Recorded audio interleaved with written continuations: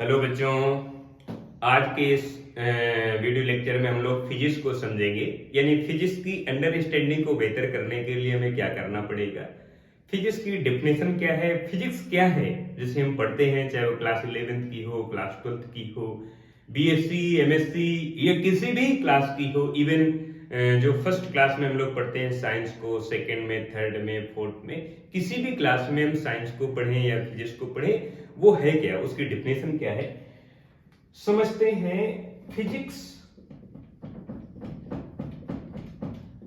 इसे आप साइंस कह सकते हैं। और फिजिक्स का मतलब है जो हमारे आसपास डेली इवेंट्स हो रही हैं, जो घटनाएं हो रही हैं डेली, उन घटनाओं के घटित होने का कारण क्या है। जैसे अर्थ सन के अराउंड मूव करती है, तो मूव करने का कारण क्या है, किस फोर्स की वजह से अर्थ सन के अराउंड मूव कर रही है। मून अर्थ के अराउंड मूव कर रहा है, तो क्यों मूव कर रहा है। जितने भी प्लैनेट्स हैं वो सभी मूव कर रहे हैं, जितने भी सैटेलाइट हैं, जो भी ऑब्जेक्ट है इस यूनिवर्स में, सभी मूव कर रहे हैं और सभी का मोशन रिलेटिव है, किसी का मोशन एब्सोल्यूट नहीं है। सन शाइनिंग करता है और उसकी जो रेडिएशन है वो अर्थ तक आती है, तो आने का कारण क्या है और उसके रेडिएशन की स्पीड क्या है, वेलोसिटी क्या है, किस तरह से कैलकुलेट करते हैं, इन सभी को जानना समझना फिजिक्स है। फिजिक्स का मतलब है नेचर्स में होने वाली जो इवेंट्स हैं उनको जानना। उन इवेंट्स को हम चेंज नहीं कर सकते हैं। जैसे अर्थ सन के अराउंड मूव कर रही है, तो इसके मोशन को समझ सकते हैं, इसकी स्पीड को समझ सकते हैं, इसकी एंगुलर स्पीड को समझ सकते हैं, बट इसके मोशन में कोई चेंज नहीं ला सकते हैं कि मोशन को इंक्रीज कर दें, मोशन को डिक्रीज कर दें या मोशन की डायरेक्शन को चेंज कर दें। नहीं, मून अर्थ के अराउंड मूव कर रहा है तो इसके मोशन को समझ सकते हैं, मोशन के रीजन को समझ सकते हैं, बट इसके मोशन को चेंज नहीं कर सकते हैं। तो हम नेचर्स में होने वाली इवेंट्स को समझ सकते हैं। समझने को, जानने को, उसके कंसेप्ट को, ये जो इवेंट्स हो रही हैं, इवेंट्स के होने का रीजन क्या है, उनको हम जान सकते हैं। और जानने को ही हम विज्ञान कहते हैं, यानी साइंस कहते हैं। विज्ञान का मतलब है वी मीन विशेष, मीन स्पेशल, ज्ञान मीन जानकारी, एक विशेष तरह की जानकारी जिससे हम इस बात को पता लगा पाए कि नेचर में इवेंट्स हो क्यों रही हैं, ये स्टार क्यों शाइनिंग कर रहे हैं। आप किसी भी बॉडी को वर्टिकल डाउनवर्ड फ्री फॉल कराएं तो डाउनवर्ड आएगा, अगर आप अपवर्ड इसको थ्रो करेंगे तो कुछ हाइट तक जाएगा, किसी न किसी हाइट तक जाएगा, फिर वहां से बैक हो जाएगा। तो क्यों बैक होता है, ग्रेविटी की वजह से। तो इस तरह की लाखों करोड़ों और नेचर में होने वाली इवेंट्स हैं, घटनाएं हैं, उन घटनाओं को हम जानते हैं, समझते हैं, समझने की कोशिश करते हैं और उनका आंसर ढूंढ के लाते हैं कि इस रीजन की वजह से बारिश के बाद आसमान में इंद्रधनुष बनी, इसकी वजह से ये हुआ, इसकी वजह से ये हो रहा है। इन सभी को सीक्वेंस में जानना, समझना, प्रकृति में घटनाएं हो रही हैं, उन सबको हम कहते हैं फिजिक्स, यानी साइंस कहते हैं। अब प्रश्न आता है कि फिजिक्स को समझना या फिजिक्स की अंडरस्टैंडिंग को बेहतर करना या नेचर को समझना या नेचर में होने वाली इवेंट्स को समझना, किस तरह से हम समझ पाएंगे। चाहे वो कोई फिजिक्स की एप्लीकेशन हो या कोई थ्योरी पार्ट हो या न्यूमेरिकल्स हो या कोई डेरिवेशन हो या किसी भी तरह का कोई भी कंसेप्ट हो, अदर कंसेप्ट,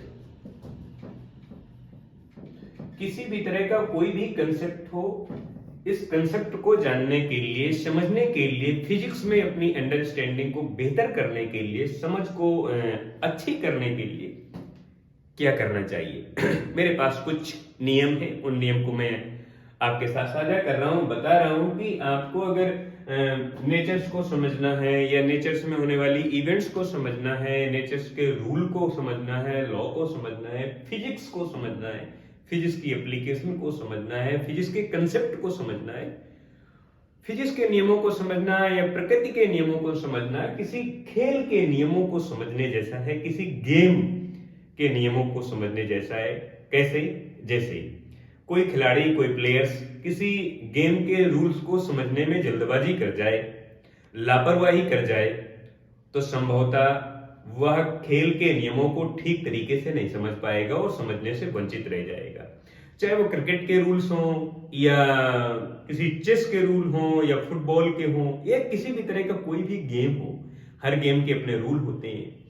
और कोई भी प्लेयर्स अगर गेम को समझने में या गेम के रूल्स को समझने में जल्दबाजी कर जाए, लापरवाही कर जाए, तो फिर फिजिक्स के नियम को, गेम के नियमों को समझने से वंचित रह जाएगा, वो ठीक से नहीं समझ पाएगा।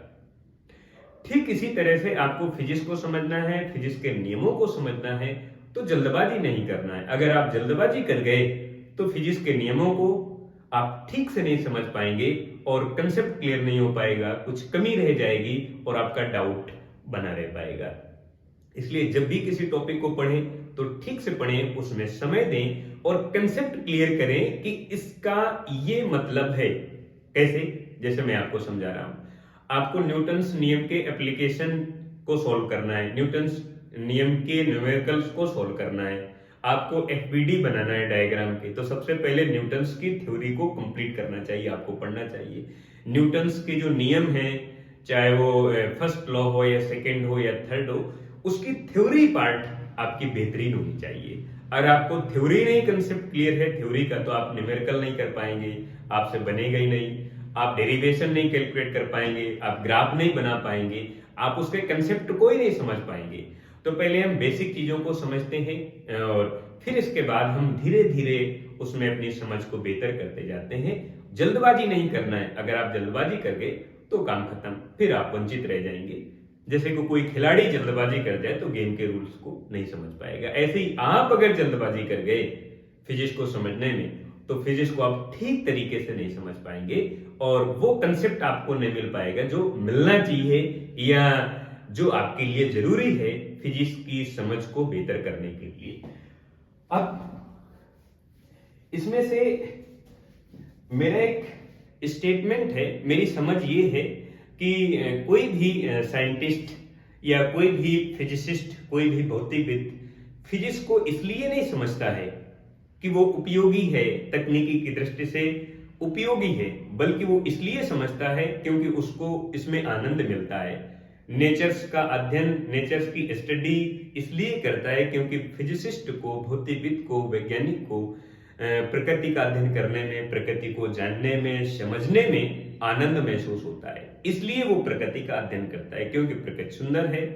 यदि प्रकृति सुंदर नहीं होती तो ये जानने लायक नहीं होती, और यदि ये प्रकृति जानने लायक नहीं होती तो ये हमारा जीवन जीने लायक नहीं होता। क्योंकि प्रकृति सुंदर है, प्रकृति जानने लायक है, प्रकृति समझने लायक है, प्रकृति सुंदर है, इसलिए हमारा जीवन जीने योग्य है और हमारा जीवन भी सुंदर है क्योंकि प्रकृति सुंदर है, क्योंकि हमारा जीवन ही प्रकृति है, यानी प्रकृति से ही हमारा जीवन बना है। जो आसपास इवेंट्स हो रही हैं, इन इवेंट्स से मिलकर ही हमारी लाइफ बनी हुई है, इसलिए प्रकृति सुंदर है, जानने लायक है, समझने लायक है और हमारा जीवन जीने योग्य है। और प्रकृति को समझने में कोई भी फिजिसिस्ट, कोई भी भौतिकविद या साइंटिस्ट आनंद को महसूस करता है और वो इसमें खुश होता है, खुशी को ढूंढता है। अब हम बात करेंगे फिजिक्स में बेसिकली दो पार्ट बनाए जाते हैं। एक को हम कहते हैं क्लासिकल फिजिक्स यानी क्लासिकल मैकेनिक्स, और दूसरे को कहते हैं मॉडर्न फिजिक्स यानी आधुनिक भौतिकी। तो हम बात करते हैं पहले क्लासिकल फिजिक्स, जिसमें न्यूटन के नियम बड़े कारगर साबित होते हैं। और न्यूटन के 3 नियम हैं, आप सबको मालूम है। न्यूटन के 3 एप्लीकेशन हैं, 3 इक्वेशन है। First equation of motion, second, third आप सब जानते हैं, जो कांस्टेंट एक्सीलरेशन के लिए वैलिड है। और जो क्लासिकल फिजिक्स है, फिजिक्स या आप इसे क्लासिकल मैकेनिक्स कह सकते हैं,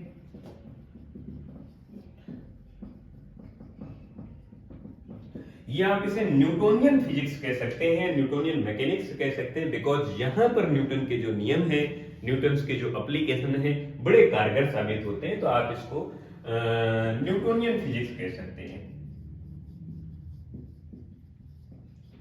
न्यूटोनियन फिजिक्स। अब ये जो एप्लीकेशन है न्यूटोनियन फिजिक्स के या क्लासिकल मैकेनिक्स के, ये दो जगह पर फ्लॉप हो जाते हैं। एक जगह जहां पर हम बहुत हाई स्पीड की चर्चा करते हैं, जब आप हाई स्पीड की चर्चा करते हैं, वेरी हाई स्पीड,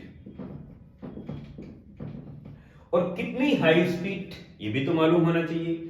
जब किसी भी पार्टिकल की स्पीड लाइट की स्पीड के इक्वल हो, मीन 3 × 10⁸ मीटर पर सेकेंड हो, या इसका कंपेरेबल हो, यानी लगभग c के बराबर हो, तो आप कह सकते हैं कि पार्टिकल की स्पीड बहुत ज्यादा है।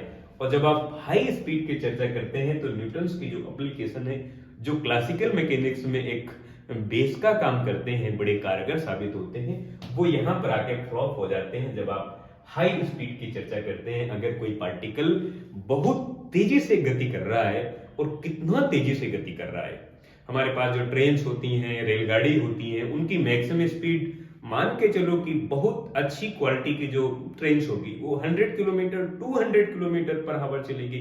Aeroplane 1000 kilometre 2000 kilometre 3000 kilometre per hour की स्पीड से मूव करेगा। बट यहां पर हम बात कर रहे हैं लाइट की स्पीड के कंपेरेबल हो, यानी 3 × 10⁸ मीटर पर सेकेंड हो। इतना ना हो तो इसका 10% तो हो, इसका 20% तो हो, इसका 40% तो हो, इसका 50% तो हो। तो लाइट की स्पीड बहुत ज्यादा होगी या पार्टिकल की स्पीड बहुत ज्यादा होगी, और वहां पर हम लोग क्लासिकल मैकेनिक्स के जो रूल्स हैं वो यूज नहीं कर पाते हैं, और वहां पर हम लोग एक नई फिजिक्स को समझते हैं जिसे कहते हैं थ्योरी ऑफ रिलेटिविटी,